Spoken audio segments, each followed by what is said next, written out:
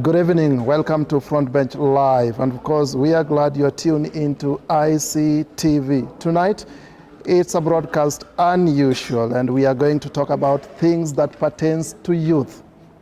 Said it one more time.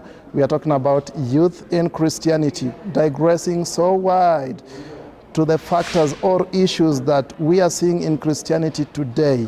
That is right. So keep tweeting at Ongara Samson 1. At In Christ Television, the hashtag is always Front Bench Live. Front Bench Live begins tonight. So ladies, we had a conversation here just a while ago with strong men of God, and we were just digressing onto Christianity today. And before we get to our conversation tonight, I probably want to give you just a second to say a name and probably just a brief introduction. I'll start with you. All right. Hi, everyone. I'm Pst Jacinta Macharia. I'm married and have 3 kids, and I am one of the pastors here in Father's House Family Church. Amen. Thank you so much. I think now it's time we introduce the guest. So, my name is Josie Janna. I'm from Canada. I came out here to share the love of Jesus, and it's my first time in Kenya. That's exactly where we want to pick this conversation from. And looking at your age, traveling all the way from Canada to Kenya just to share the love, what is the drive? The drive is that Jesus gave his life for us, and so I can give my earthly life so that I can spread his love, you know, because I didn't do that in the past, and now that's all I want to do. He just gave me a desire to seek him and help his people. I see. Pastor Jacinta, let's pick this conversation from where we are, and we know what is really happening in Christianity today, and we are almost cognizant of what we call, quote unquote, the live churches. I'll probably call them that, and we see a lot of gimmicks and manipulation going direct to that kind of aspect. We have a lot of youth, in various churches or in the community who also, in one way, they are being affected by whatever we see in churches today. What do you take of that? Well, it is so sad that our young people are getting lost in the fact that when they go to church, they do not belong. First of all, we have this culture of judging them wrongly, and the true word really is not preached. For example, if a youth comes to church and that youth feels lost, like he's looking for, as young people, they look for something tangible, something that is life. And so when they come to church and they are already judged, and there are a lot of, things which are just not right. And the word is not preached because they are looking for a real Jesus. Just like Janna has said, they are looking for a real Jesus. So that becomes a huge, huge problem. And that's why we are finding majority of our youth are being pushed back because of what is going on in the church. And we can lose a whole generation if we do not arise and really tackle this problem as it is. Mm-hmm. So as you were saying, there are a lot of gyms that is happening around in the church. And the youth really, they are looking for something real. They are looking for the real Jesus. She said she was looking for a real Jesus. And when she found the real Jesus, life changed. That's what they are all looking for. Mm-hmm. Let's have this conversation extended, just right where you are. Just to expound on this, do you think in one way or another, or let's say by large, gospel has been compromised in a way by what we see in churches? And where do we stand between now the true gospel and now what we see in Christianity today? What would you say? Well, today we can say, we can look it from 2 sides or from 2 directions. Because I like looking at it from 2 different sides. One side is there are those who have compromised the gospel. That one we cannot deny. And they're out, some of them, they're out for money. And that is why now they are bringing the wrong gospel. And because we are talking about Christianity and the youth, when we have not come to a place where we understand our youth, and when you judge them or tell them something that is not right, so you push them back. But I also want to look it from the other dimension. God is raising young ministers all over. You see, God cares about each and every generation, and He really He loves them deeply. I'm a mother of teenagers, two of them, and they are looking for something more. So God is raising men and women who understand our youth, and who are really they are not too tough on them, and they are giving them the right substance. They are giving them the grace gospel, that they're selling them that God is a good God. He's not mad at you, just like a parent. You see, that is your kid. No matter where they go, you still love them. So they are representing or bringing out a good God. Because you cannot, the mistake people do is when you sell a judgmental God. These kids are already struggling in their own personal lives. Yeah. So what we can say, we can look at it from two sides. There are those who are still very legit, and they want to preach this gospel of sin consciousness. I mean, these are kids and they're growing up, and we want them in. And that way I have no problem. Let this kid come with their dreadlocks in church. Yeah. And let them hear the word. And they will see a father who loves them. They will see God in a whole different dimension. So some years back, at our time, when you come to church, just literally with a trouser, I mean, you were told you were not born again. That was an issue. I remember one of my brother-in-laws, we could not even do our nails. And we hated the gospel. We hated it. We felt like we were slaves. We felt like we were, there was no good thing. But so we can look at it from both sides. There are those ministers God is raising right now, young men, young women. I'm also one of them, I understand them. And so we can look at it from two sides, that God is raising men and women who know the true word, who understand these people, and they're pulling them to. Josie, we started from a point whereby we were asking about the drive for you to come all the way just to join the team and go out there to minister to people. And if you look at it, such a time like this, you realize that most youth would not want to be so much proactive in the gospel. Oh, yeah. How would you want to compare, or what is your take in regards to that? Into how youth wanting to come do. Yes, like you'll realize that not every youth is quite proactive with the gospel. Yeah. But you stand in a position whereby at your age you go over and above. Yeah. So how do you want to compare and just to talk to the youth? Yeah, oh, well, I think that it's perfect because I can relate to the youth so much. I am a youth, and I've probably been through most of what they've been through themselves. But I think that what you said about the judgment, that was something big for me, not wanting to go to church to be judged. So I think that showing the youth that Jesus isn't judging them. He didn't come to judge them, right?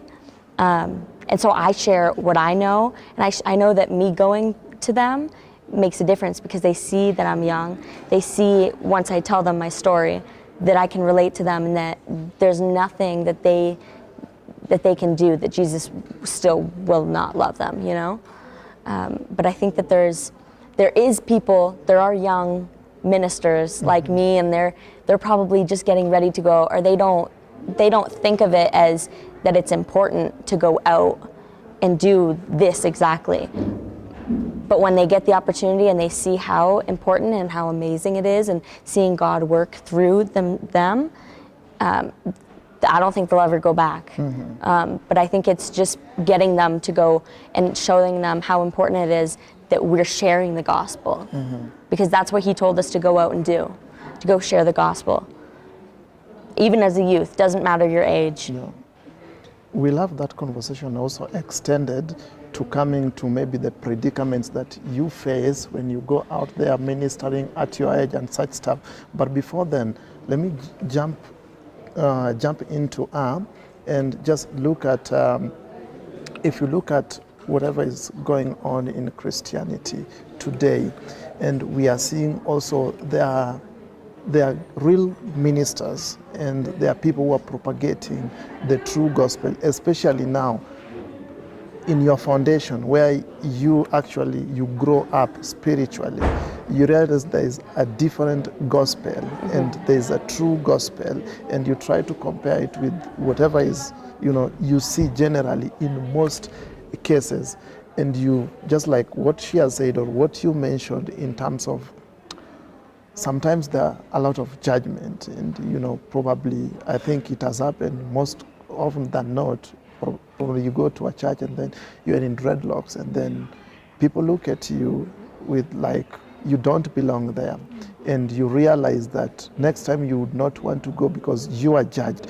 Do you think these are some of the reasons as to why most youth do not actually embrace church so much? Oh yeah, my goodness, that's huge. You see, like Janna is saying, she said one of the things that she hated about going to church was being judged. And you see, most of them, they're in a transition. They're transiting from they're discovering themselves. And so if I came to church today and I'm just out there and I'm looking for something, and you see at the same time on the inside of these young people they're looking for something more, but they do not know how to find it or how to get it.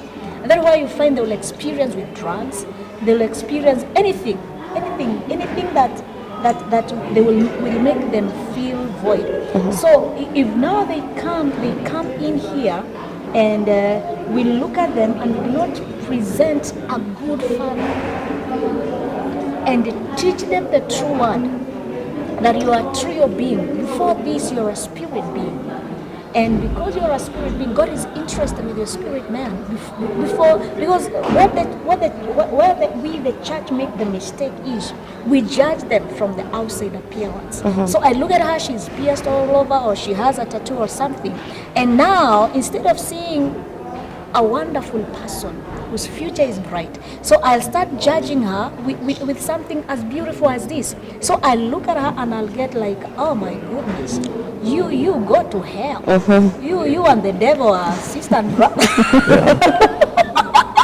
And that is a mistake we make. When I look at her as a Christian now, I should look at her with the eyes of the Father. The word says in Romans 5:5 that the love of God has been shed abroad in our hearts. So in every believer, we have that love of God. So when I look at someone who doesn't know Jesus, I should not look at them with the spirit, with the natural eyes. I should see a beautiful young lady who Jesus died for and who has a very bright future, and see a spirit being. So my first thing is, when her spirit man is okay, everything else will be fine. And that way even discipleship comes in big time.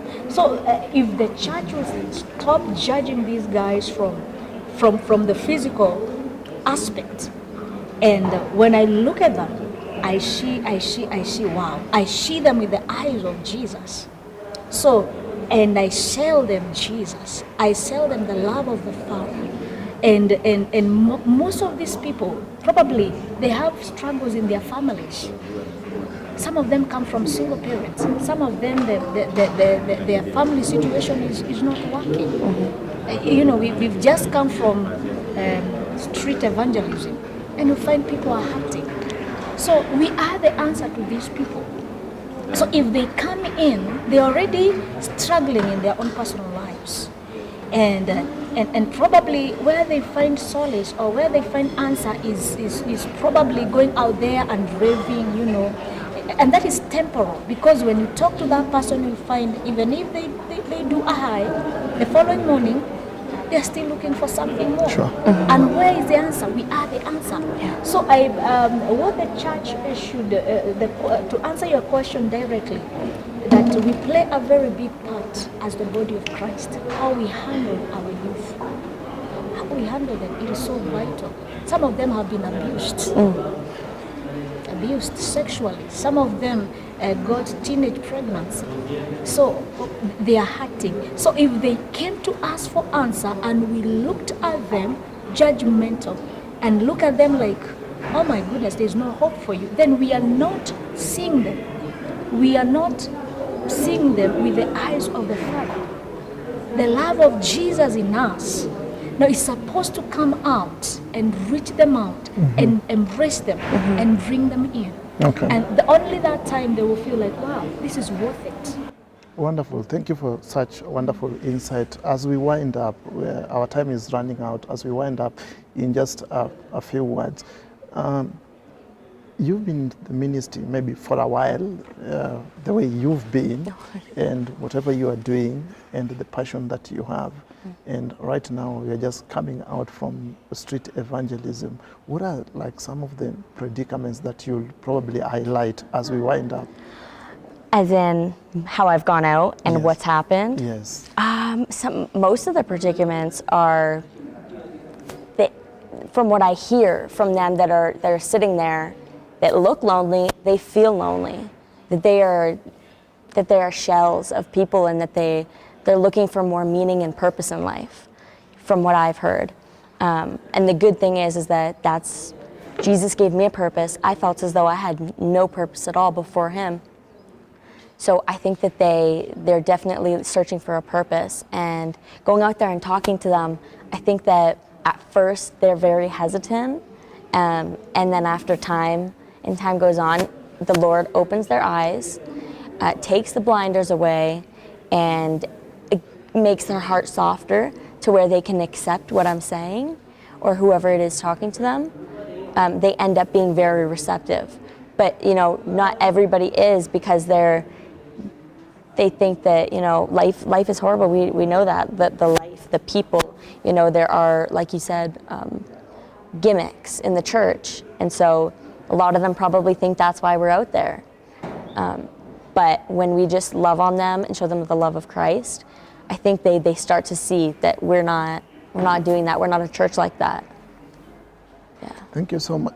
Thank you so much. That has been so wonderful, and because our time is running out, it has been nice talking to you, ladies, and I think we can probably have a forum whereby we just talk about youth and also what's happening in Christianity today. So, gentlemen, ladies and gentlemen, this has been Front Bench. I've been talking to the best tag team ever, Josie Janna, and of course, Pst Jacinta Macharia, who has been just unpacking some of the things that are happening in Christianity today. So this is Front Bench Live. Till next week, good night, good luck, God bless.